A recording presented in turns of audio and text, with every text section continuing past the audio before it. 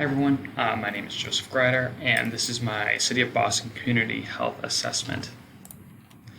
So, just want to put up some data about the City of Boston. Obviously located in Massachusetts, it's the largest city in New England, but just want to focus on a few of these bullet points. So, people living without health insurance is 3.7%, so that's a very low rate.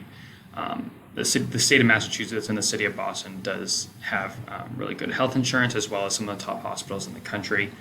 We're also very well educated, with 52% of the population having a bachelor's degree or higher. And also, Boston is also very ethnically diverse. Less than 50% of the population is white. And obviously with increased diversity, it just makes for an overall better city. So why is this assessment occurring? So the main focus and reason for this assessment occurring is due to the COVID-19 pandemic.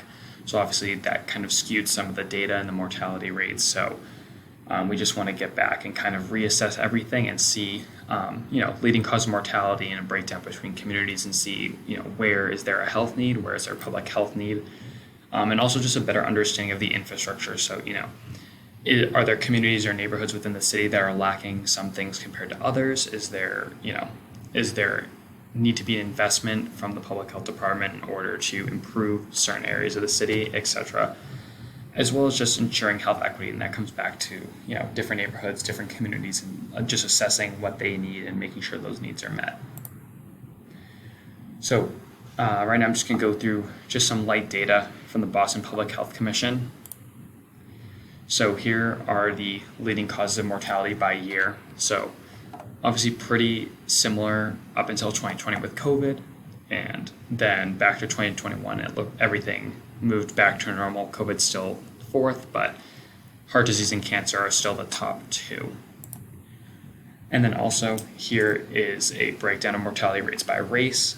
So nothing too shocking here, cancer and heart disease being the top two, except for male Latinx community members, with accents being the highest, cancer, COVID, then heart disease.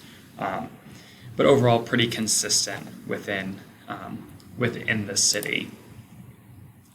So just to kind of understand what those rates mean, it means that between all races, there's common mortality, like the top cause of mortality are basically all the same, and that the top two leading causes of mortality are cancer and heart disease.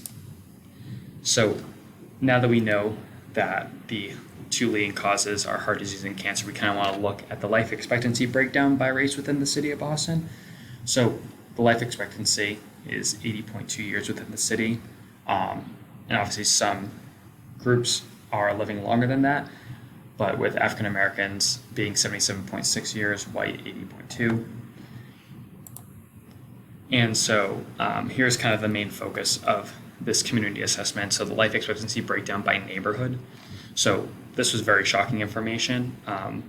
So with Back Bay, downtown Beacon Hill, all of the high cost of living areas having a 5-year life expectancy gap on communities like Roxbury, Mattapan, and Dorchester, which are highly ethnically diverse, as well as having a lot of lower income communities living there.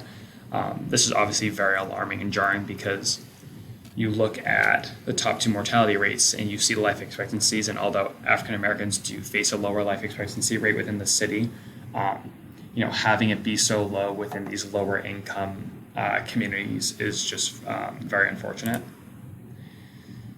So, like I said before, just to reiterate, neighborhoods with higher populations of minorities have lower life expectancy rates within the city, even though they're facing the same leading causes of mortality, which is really unfortunate. So that means that there's something causing that, either lack of care, lack of infrastructure, etc. So what can be done?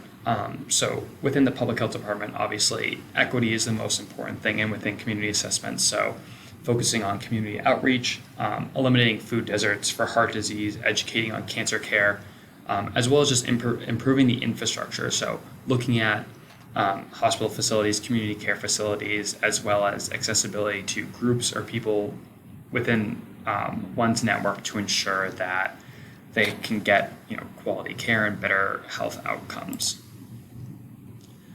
So in conclusion, just to reiterate, there's a large disparity between communities within Boston, even though mortality rates are comparable between races. So just understanding that there's a large need within these lower income communities and these more ethnically diverse neighborhoods within the city that are either lacking infrastructure or just investment into those communities and ensuring that they have better health outcomes. And just a better need for public health interventions and initiatives that can lead to better health outcomes. Thank you very much for listening to my presentation.